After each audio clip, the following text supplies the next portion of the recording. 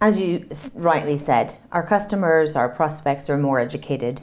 So they're also becoming more familiar with the fact that we're going to utilize these resources to initiate that relationship, to make sure that we're not wasting their time. Their time is really valuable also, and we don't want to send our resources out to meet with them if it doesn't make sense. So hopefully as the overall market becomes educated, that handoff process will naturally become easier internally as well, just because it will be a known understanding that that's how clients are engaged with companies today. Sure.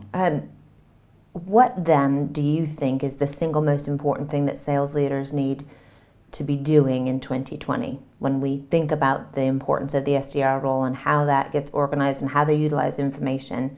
What is a change that you see they might need to make in 2020 to do it differently than they've been doing it before? Sure. When if I go back to one of my previous companies, Exactly, which looked at the sales compensation space and had a tool that managed and helped people pay commissions at the right time and accurately, funnily enough. They have access to a big data pool where they understand obviously from a depersonalized sense, it's completely aggregated and removed from, for confidentiality reasons. But what they can see is there are a ton of people within organizations, sales reps, especially within the SME organizations, that don't meet their number. It's about 63% make quota, which turns out to have a 30% turnover rate. That has a huge compounded cost, both to growth, productivity, impacts people's careers, and just doesn't set that environment where people can be professional and be proud of what it is that they do. They don't have the luxury of choice to show off their skills as salespeople. I'm hugely passionate about the sales industry as a whole here within the UK, and I really like the fact that over the last few years, actually, the professionalism of it seems to be recognised more and more. It is complex, and it's a really valid career, and we're starting to pick up on some of the perceptions, the positive perceptions from the US, now coming over here. But in that environment where folks aren't making their number and where there's turnover because they're looking for that, we've got to ask ourselves as sales leaders, okay, what are we doing to help, one, ourselves make our number, but two, to create that environment for success.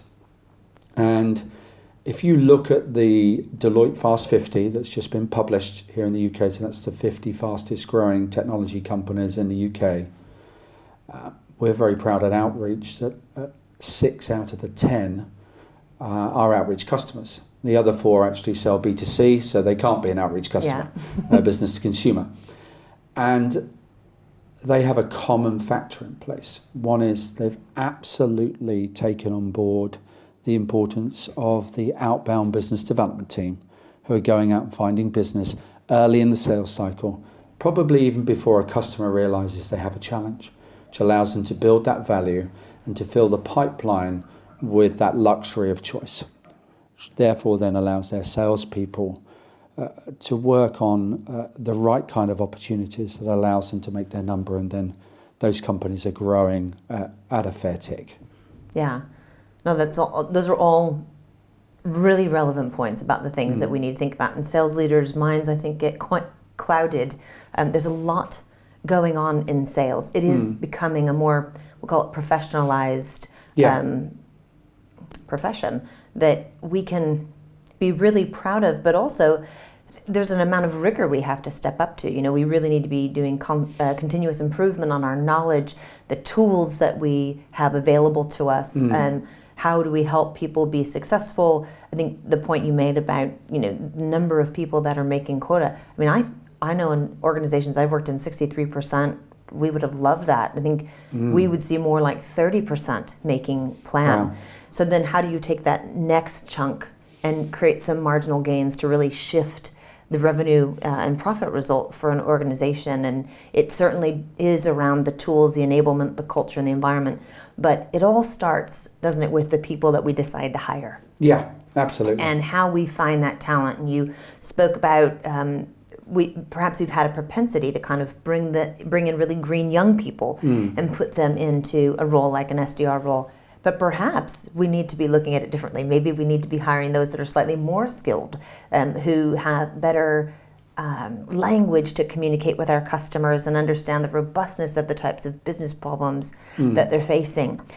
So when you go to hire for these roles, what are some of the qualities that you look for in that person? What are the key strengths or attitudes or mindset that they should have to be successful in that role? Sure. Like every good leader, I think we're recognised for not coming up with the ideas, but knowing what to copy.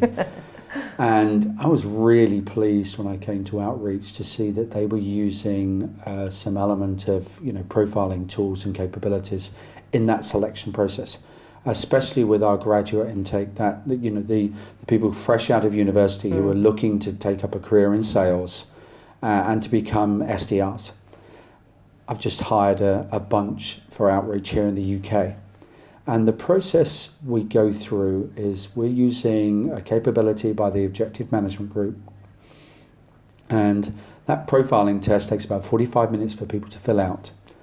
And it's hugely impactful in terms of it helps me to understand their willingness and their ability and their desire within sales. I get a 20-page report out of it.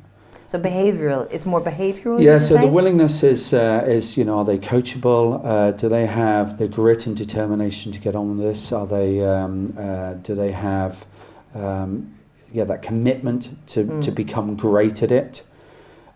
It's then looking at can they sell, so the DNA of a seller. So are they able to keep their emotions intact when they're under pressure? That's not whether they get angry or not, it's whether they switch to their internal voice and they're not listening to the other person because they're talking themselves out of this particular transaction. Do they have qualification skills, good listening skills, and so on and so forth? And that's really important because a lot of people may want to get into sales. I might want to be a 100-meter runner. I'm just not designed for it. Yeah. And I have, it's not lost on me, the fact that if I took somebody on as an SDR and they don't make it and we part company, that's right at the beginning of their sales career, and that can put a glass ceiling on somebody's future potential. When I think about some of my first SDRs I hired at exactly using a similar process, not as refined as it is at Outreach. The first one I hired, she's now a VP of sales as a health tech company. Second one I hired, he's now running a SDR team, business development team, at a $4 billion startup here in the UK. The third one I hired has no interest in going into leadership, but just goes to President's Club every year, working for a learning tech company. That fills me with a huge sense of pride that we've set them on that journey. And the importance of that is to make sure that they're fit for purpose, that they've got what it takes to make it in this market.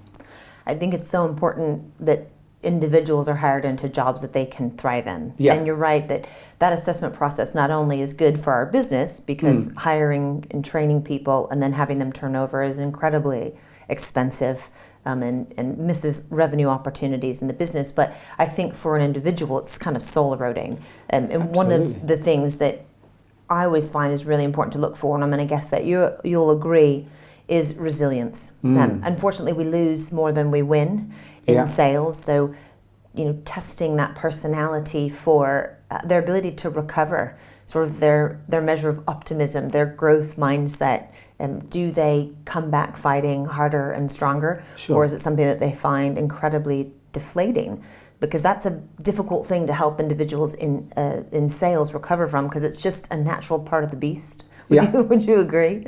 It is, and the beauty of the whole SDR role is it's basic training. Kind of teaches. It's like the Karate Kid film. It's the wax on, wax off. Paint up, paint down. You have to do it for a period of time. Actually, if you look at the Bridge report, so Bridge is an analyst that's actually, as this is exploding this market area, that you've got Topo and Bridge are probably the two most reputable analysts looking at this space. And Bridge did some research on people migrating from the SDR process into a sales process. And they looked and found that if somebody went from being a business development representative into sales within 6 months, there was a 55% failure rate. Yeah. If it was in 15 months, it was a 6% failure rate. you need to give it time for that basic training to take effect. And what we've done here at Outreach, and actually a lot of our customers, I'm not sure whether we copied it from a customer, but I'm now seeing it in a lot of customers as well, is their most senior SDRs are actually paid more than their junior salespeople or have a higher earning potential. That says a lot of things. What that says is we value that role. You have huge impact in our business. It also removes that natural desire of somebody early on in their career to want to make that next step because they want the money. Yeah. We all know that if you're great at sales, you can earn good money.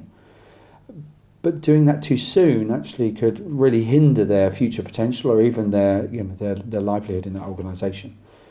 And so in Outreach, people move from that SDR channel and in some of our customers into sales, not for the money, but because they want to get into the full cycle of it. They want to get into closing mode. They want to learn the next bit, and they move on from that point onwards. I found that really refreshing to see that within an organisation. And moreover, when we come back to that testing tool, other than removing unconscious bias, so we have 54% of our SDR team is female, which, again, having been very vocal around gender bias and the gender pay gap over the previous years, again, makes me think, right, we're getting it right culturally. And again, when I look at other organisations, customers, they're also fixing that, especially within the high-tech space, which is awesome.